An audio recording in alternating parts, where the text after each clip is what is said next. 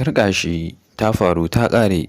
Wasu cikakken dalilai kenan da ya sa Mai Martaba wato ya umarci Abba Galadima don ya saki Sumayya a cikin wannan shiri wato na fim ɗin Labarina. To mai sauraro ka biyo mu a cikin wannan shiri inda za ka je mu ɗauke da wannan cikakken sharhi wato na fim ɗin Labarina kuma da wa'innan muhimman dalilai da shi Sarkin Gabas ya kalla ya ga ya dace tabbas dole Abbas ya saki Sumayya a cikin wannan shiri na fim ɗin Labarina. Alhamdulillahi nahmaduhu wa nasta'inuhu wa nastaghfiruh wa na'udhu billahi min shururi anfusina wa sayyiati a'malina. Man yahdihillahu fala mudilla lahu wa man yudlil fala hadiya lahu. Ashhadu an la ilaha illallah wa ashhadu anna Muhammadan abduhu wa rasuluh. Amma ba'd, assalamu alaikum wa rahmatullahi wa barakatuhu. Barkanmu da sake saduwa da ku a wani sabon shirin namu na yau. Kamar yadda na fara muku matashi a farkon wannan bidiyo nawa, wato na fara magana ne game da cikakken dalilin da ya sa wato Abba Galadima ya saki Sumayya, wanda kuma wannan sakin gabaki ɗayan mun san cewa Abba ya yi shi ne ba a sa ran shi ba, don har yanzu ba ya dawo cikin hayyacin shi ba ne. Duba da yanda jikin shi ya yi zafi har ruwa sai da aka ƙara mishi.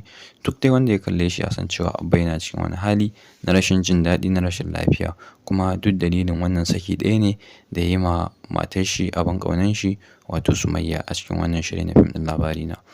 Tabbas abin da masarauta ta zartar akan hukuncin Abba Galadima ya saki Sumayya ba a yi mishi adalci ba, kuma hakan bai dace ba.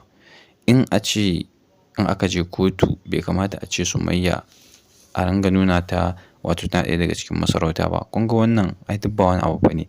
Amma me zai sa an san ga irin halin da take ciki na tashin hankali da fitina, yanzu haka tana hannun ma'aikata ne tana tsare, kuma kotu za a shiga.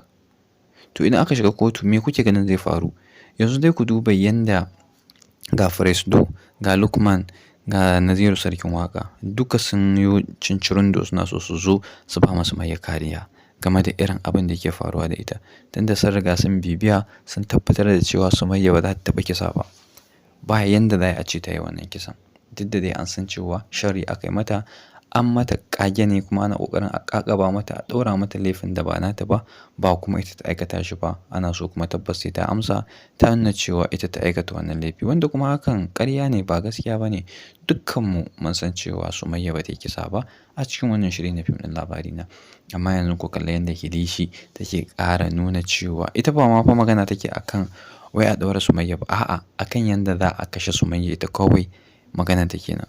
To kuma yanzu ita Amira ita kaɗai ne take da wuƙa da nama a hannunta. Yanzu idan aka je kotu wato da hujjan Amira za a yi amfani, tunda a gabanta abin ya faru ita kaɗai, tunda su uku ne a ɗakin in mai sauraro bai manta ba. Su uku ne a ɗakin, inda ita Shamsiyya ta ɗaga hannu ta kai ma Sumayya duka, ita kuma Sumayya ta yi yunƙurin ta cire hannunta a jikin ita Shamsiyya. Wannan abu mai faruwa ya zo ya faru, ita kuma Shamsiyya ta faɗi ta mutu a cikin wannan shiri na fim ɗin Labarina.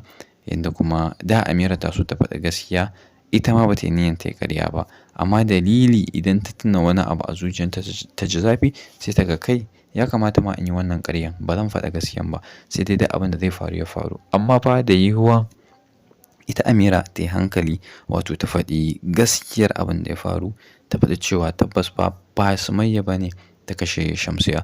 Kuma kun ga idan Amira ta yi hakan, ta fitar da mutane cikin kunya, kuma ta kyauta ma shi Abba a cikin wannan shiri na fim ɗin Labarina. Saboda in ba ta faɗa gaskiya ba to tabbas ba Sumayya dole ne sai an ɗaure ta a gidan yari.